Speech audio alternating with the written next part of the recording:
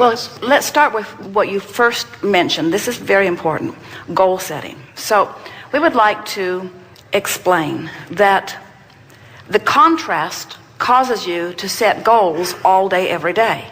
Because when you know what you don't want, you know what you do want. So you are vibrationally sending forth those requests, or you could call them goals, all day, every day.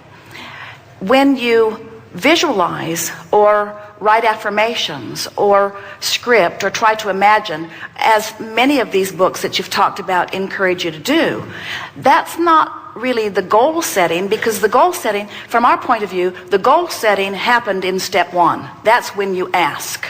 Everything else that we write about, every process we offer, and we are eternal spewers of processes, every process we offer is to assist you with step three.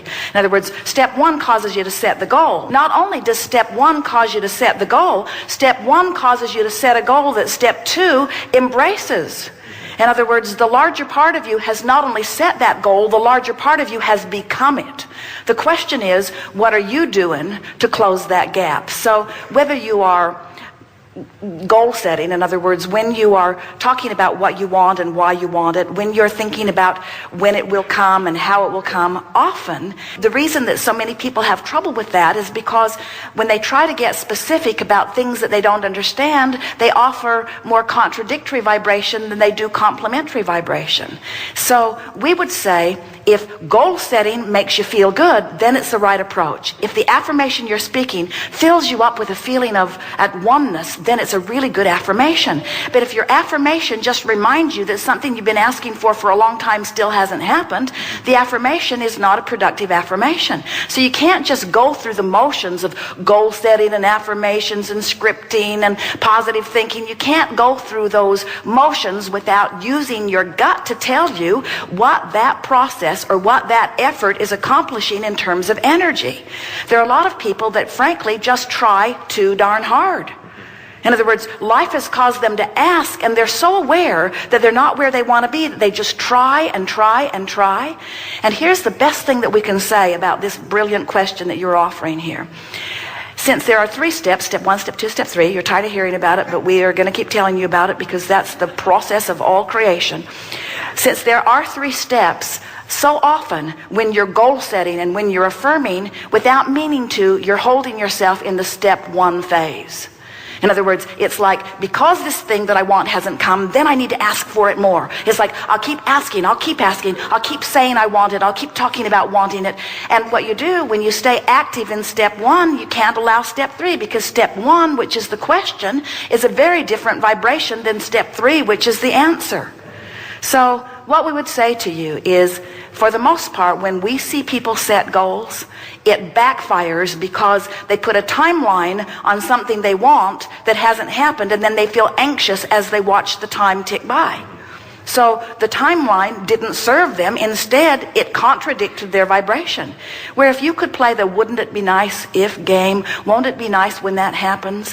What we want you to do is find some way of feeling satisfied with what is and eager for more. That's the best vibrational stance that you could find. And in fact, when you think about it, if you're asking from a place of not having something you want, so the not having it is really active in your vibration, so much so that you're setting goals about it and talking about it, but you keep feeling like you don't have it. If the things you're doing are aggravating your awareness that you don't have something you want, then they're not helping. You want to do things that aggravate your sense of becoming, that aggravate your sense of things going the way you want them to go. These processes are neither good nor bad. It's the application of them and how they make you feel while you do them. We've watched even Esther, who has diligently, and that's not a word that we are eager to tell you, diligently offered every process before we have ever revealed it to you. We always give it to Esther first, and she plays with it and finds the results of it. But when she's diligently applying, when she's diligently after it, we say, easy there, back off just a little bit, don't make so much of this, let's let this be fun, let's let this be a game. This is a game to soften your resistance. This isn't a game to help you get from from where you don't want to be to where you do want to be, because when you start playing games that get you from where you don't want to be to where you do want to be, you can't help but activate where you don't want to be. It becomes a much too big of a player in your vibration. So goal setting is lovely, but let your goals be general. Feel the difference between saying, I want $100,000 more next year than this year. In fact, I need it by Friday. And saying, next year will be a more prosperous year for me than this year. Feel the difference in the way it feels. Now, if you feel desperate, if you need it, then you've got to do something to soften that desperation.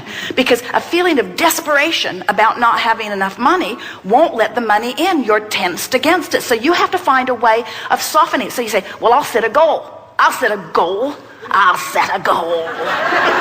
I'll set a goal. I am determined. I'll set a goal. I'll set a goal. And we say, it'd be better if you just back off a little bit and talk about how well things are going. Things aren't going well. That's why I'm setting a goal. Well, but talk about what is working. Does anything ever work? No, nothing works for me. That's why I set goals. Well, just relax and talk about what is working. Is anything working? Well, some things have worked.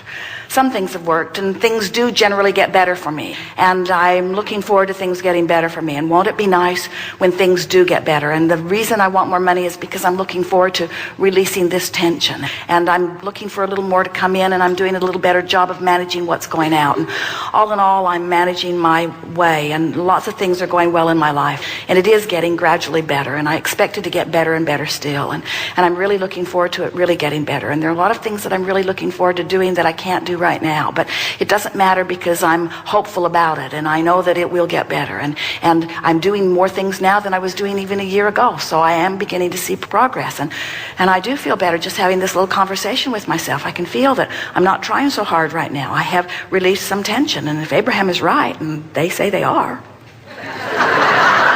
then this releasing of tension has to be a good thing for me. And so I think that this moment in time I've done something good. I've released a little resistance. I don't feel as tense, but I'm going to set a goal.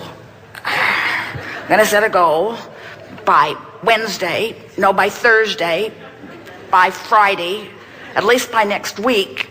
I have to have that money. And all of a sudden, if setting the goal brought the tension back to you, you can feel it moved you in the wrong direction. The name of the game is the art of allowing. The art of allowing is allowing myself to enter the vortex, allowing myself to close the gap. Allowing what? Allowing complementary vibration between who I really am and what I really want and who I'm being in this moment.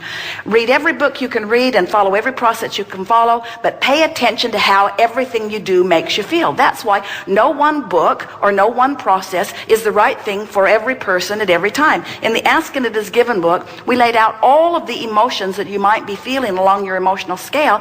And if you're feeling revenge, there are a whole lot of processes in that book that will make you feel worse, not better. If you're feeling hopeful, every process in the book will be of advantage to you. In other words, there are some processes that will aggravate your resistance, and there are some processes that will soften your resistance. So the first thing you got to do is figure out where you are in relationship to where you want to be. Processes are good. Overdoing them isn't good, because when you overdo processes, what's the underlying thing? I'm not doing well. I need to work really hard. I'm far from where I want to be. Listen to yourselves when you say, oh yeah, I sort of want that, and I really, really, really, really want that. Well, the things you really, really, really want, usually you're really, really, really practicing really, really big thoughts that really, really, really hold you in really, really resistance to what you really, really want. Give it a break. Give it a break. Step 1 happened. Step 2 happened. Chill out. Be easy. So here's the difference between I'm going to relax and I'm going to set a goal. You've set the goals. You set the goals incrementally. Now allow the goals. This is a goal allowing process. How can I allow what I'm asking for to be? Get a little happy. Be a little optimistic. Can't be optimistic. I've wanted it forever and it hasn't come. Then let it go. Let it go. If you've been struggling with something for a long time and it hasn't come, something's not right in your vibration. Let it go. Focus upon what is working. You could have 10 things you want. 9 of them not happening. 1 of them sort of kind of happening. If you'd focus on the one that's sort of kind of happening and use it as your object of attention, so you're offering your vibration mostly about the one that's sort of kind of happening, you'd stop resisting the other, and now all 10 of them would sort of kind of happen. Now, some of them are really happening. Don't focus upon the ones that haven't started happening. Focus upon the things that are going well. Use that as your excuse to tune yourself into vibrational alignment with what's in your escrow. Then all 10 of them have to happen. But you are problem solvers. You can have a life going really well, and you find that one thing that's not going well, and you give it your undivided attention, and you use that thing as your excuse to slow everything down. Find things to use as your excuse to speed things up. What if you woke up in the morning, and instead of getting out of bed and doing the same thing as you did the day before, and going through the same routine as you did for the last 5 years, what if you woke up in the morning and you place your hand over your heart and you say, I'm going to teach you what it feels like to be noble today. I'm going to train you to know what abundance is. And you begin to marry a clear intention with an elevated emotion, and you memorize that feeling, and you're able to maintain that modified state of mind and body your entire day. Get ready. Because something unusual is going to happen in your life. That's the law. And the hardest part about all of this, hardest part, is simply making the time to do it. Making time for our precious selves to decide then, well, geez, I want to be wealthy and abundant. Well, if I want to be wealthy and abundant, then I can't feel lack, because a wealthy person never feels lack. And if I feel lack, I'm going to attract lack. Gold only attracts gold. Lead doesn't attract gold. And so then when we see our life now as an initiation, and we have to meet the conditions in our life from a greater level of mind every day, then wouldn't it be a good idea every day to ask yourself a question like, what is the greatest expression of myself that I can be today? One lifetime today. Can I demonstrate love? Can I be patient? Can I be filled with energy and enthusiasm? Can I give? Who in history do I admire that I want to be like? And you begin to rehearse a new way of being and begin to install the neurological hardware in your brain so you have the circuits in place that when you open your eyes, you're somebody else. And you get that heart-centered emotion going. You move out of these survival centers, and the moment you open your heart, it's a fact. The Heart Math Institute did the research. Take a clear intention and marry it with an elevated emotion, and you change matter. You alter DNA at a distance, because the thoughts you think are like the electrical charge in the quantum field, and the feelings that you emote are like the magnetic charge. And how you think and how you feel broadcasts an electromagnetic signature that influences every single atom in your life. So what are you broadcasting every day? So if you were able to practice it and change your brain and body ahead of the environment every day, then your friends would go, you look different. Did you change your hairstyle? No. Really? Did you shave your mustache? No, never had a mustache. Really? Did you lose weight? No. Whoa! Wow, something's different about you, because they're sensing a change in energy. And when you change your energy, you change your life. How many people are with me? So, great time to be alive, would you agree? We signed up for this. But listen, you can't stand up and in the name of spirituality say, hey, let's all live in gratitude, and get in your car and be like, hey, get out of the way, cut people off. What's that? That's like, eating a delicious, vegetarian organic breakfast and then spending the rest of your day eating junk food. That you have to lay down we have to lay down the very thing we used our whole life to get what we want, for something greater to happen. And it means that all of the conditions in our outer world somehow reflect some aspect of us. And if you want peace in the world, you better not be arguing with your coworker. It doesn't work that way. And if you want to experience true fascination for life, make time for fascination. I was in Barcelona a little ways back, and I was invited to speak to the ministry of all the ministries in the government there, 17 different ministries. And they're in a crisis right now. And the one thing I didn't want to be was some know-it-all American, you know? And I said, how do you become supernatural? You got to start doing what's unnatural. When there's a crisis and everybody is in lack, that's the time to give. When everybody else is in fear, that's the time to demonstrate courage. When everybody else is hostile and judging, that's the time to show compassion. And if we can continuously do, over and over again, what is so unnatural, sooner or later will become supernatural. Wouldn't you agree? So then if you're working on your anger and your frustration, and I'm working on my fear and my anxiety and my judgment, and I'm taking care of me and you're taking care of you, then everybody was doing that, we would sooner or later start to see some change in the world, yes? So then we have to begin to start somewhere. And the place we start then is looking within and beginning to look at some of those emotions that keep us anchored to the past, that literally begin to break us down. And if a person can move into an elevated state of being every day, and they understand that they're signaling new genes just by doing that, just by doing it. If you have that understanding, you will produce greater results. If a group of elderly men can retreat from their life for 5 days and go to a retreat center north of Boston, all these men in their 70s and 80s, and they were told to act like they were 22 years younger. Just pretend. And they had, magazines with Mickey Mantle and Joe DiMaggio and Marilyn Monroe movies, and, and they had papers with current events. And for 5 days, they hung out with other men, and they just pretended like they were 22 years younger. They took height measurements, weight measurements, range of motion measurements, finger length measurements, extremity measurements, and cognitive tests. At the end of 5 days, guess what? 60% better scores on cognition. Finger lengths, all of them longer. Range of motion, all improved. Some of them were playing touch football again without their canes. Who are you pretending to be?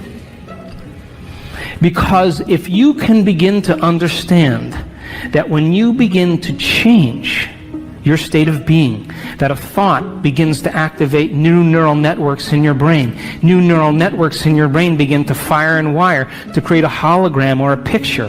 That hologram or picture signals the limbic brain to make neuropeptides.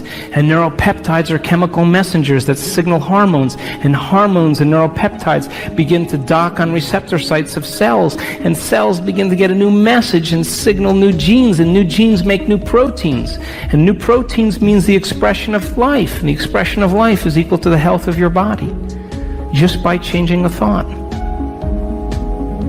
So then, if you woke up every morning and you pretended to be genius of the universe, unlimited mind, healthy, you would probably have to stop on the side of the road with your pen and write down the download that you were getting from the field because you never thought in that way. And so you and I have been hypnotized and conditioned into believing that we need a reason for joy, that we need a reason to give thanks, we need a reason to feel inspired. That's the old model of reality, of Newtonian physics, of cause and effect. Wait for something outside of you to change how you feel inside of you. And the moment you feel better inside of you, you pay attention to who caused it outside of you. And that event's called a memory. That's cause and effect. Quantum model of reality, as Greg said, is about causing an effect. begin to change how you think and feel, broadcast a whole new electromagnetic signature, and give thanks before the event is made manifest. Materialists would never do that, but the quantum mind, the immaterialist, always does that, because the moment you begin to observe a new future, that's called intention, with an elevated energy, you are causing infinite waves of possibility to begin to collapse into new patterns of information called your life. But if you're observing your life from the same level of mind every day, and you begin to anticipate the next experience based on your past, I'm curious, tell me where the unknown is going to show up in your life. Is there any room for that? It would just be too inconvenient. The alien ship landed in the back. Are you kidding me? Dancing with the Stars is on tonight. Can they come back tomorrow? I'm busy. This is inconvenient. So this is a time in history where we have to meet these challenges with a greater level of mind. And we can't keep doing the same things, thinking the same thoughts, performing the same actions, and living by the same emotions and secretly expecting our life to change. We have to meet all of these challenges, and we have to be the heroes and the heroines that begin to leave a legacy in this particular time. There's a stigma that you and I have been conditioned into believing that all leaders get it in the end. Abraham Lincoln, Martin Luther King, William Wallace, Joan of Arc, they all got it in the end. It's a subconscious conditioning that leaders somehow pay the price with their life. You ever see a group of birds that all move in the same direction? You ever see the fish that all swim in the same? If you study that phenomenon in biology, that's called emergence. You would think that there's a leader, like it's a top-down phenomenon. Turns out there's no leader. It's a bottom-up phenomenon. Everybody is leading. There's one mind, one consciousness. So you can't take out all leaders if everybody's leading now, could you? So this is a time in history where emergence is the model, that we have to lead by example. And all of this information is to empower you to understand that it's possible.